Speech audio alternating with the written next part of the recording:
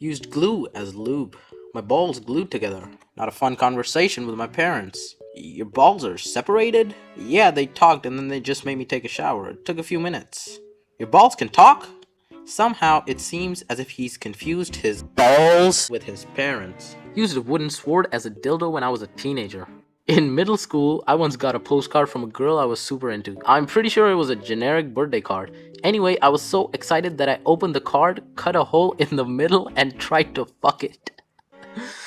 Saw a thing in hentai, decided to try it out, gave myself a UTI and a thrush. If you're gonna fuck a bottle, make sure to sterilize it first. When I was a kid, I used to fall asleep during church service a lot. To remedy this, my mom would send me back to the lobby with my Bible and have me stay out there for the rest of the service. Eventually, to pass time, I would go to the bathroom with my Bible in hand and start jerking it to the Song of Solomon. This guy really jacked off to a Bible. My first boyfriend got caught by his parents for filling a Ziploc with mustard and putting it between his bed mattresses and fucking it. Parents walked in, yellow dick, mid-thrust. I gave myself a hanging wedgie using the door while having clothespins on my nipples. I rubbed my dick until I came through the underwear. What the fuck?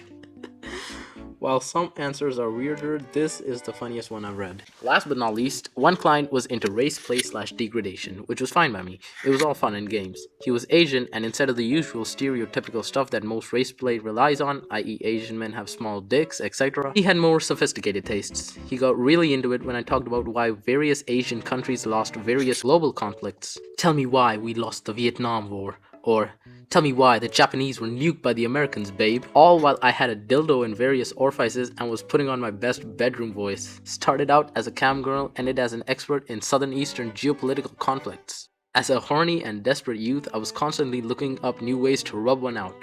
My biggest fuck up was when I saw a video of how to make a pocket pussy out of 2 dish sponges, a dish glove, and a cup. I had the cup but no sponges or rubber glove. What I did have was 2 Mr. Clean magic erasers and some saran wrap. Long story short, saran wrap does not create an effective barrier between skin and caustic chemicals. I had a chemical burn on the head and shaft of my dong for about 2 weeks. Didn't go to the hospital, but I did have to wear the softest pair of shorts I owned for a while. Kids, read the warning label before you put your dick in something. You know those weird intrusive thoughts you sometimes have when you're somewhere you could jump from? Well, one time I put a butter knife up my V.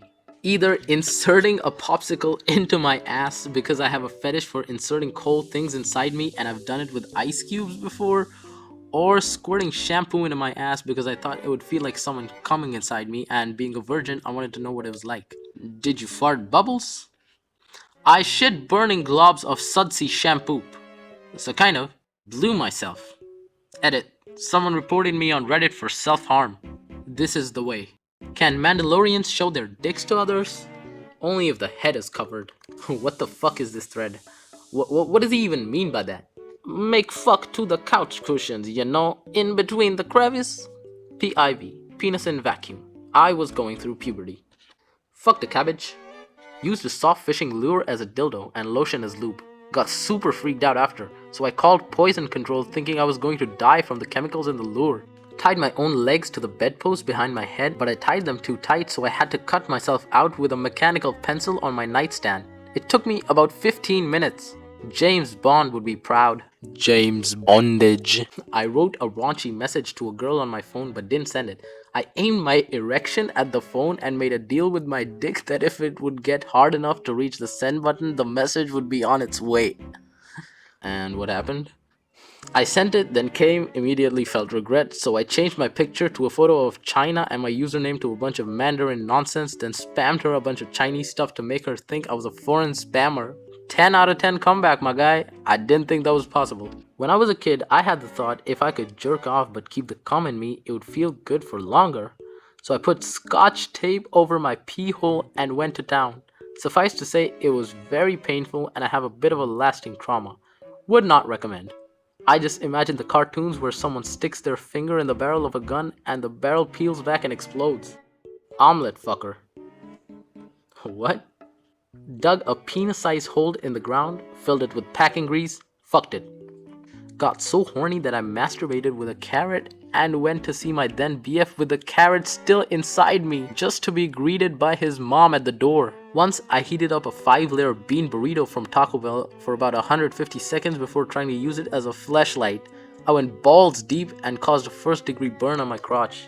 Yes, I was a teen when I did this. Yes, I worked at Taco Bell. Poured shampoo down my urethra thinking it would generate some sort of pleasure. It did not.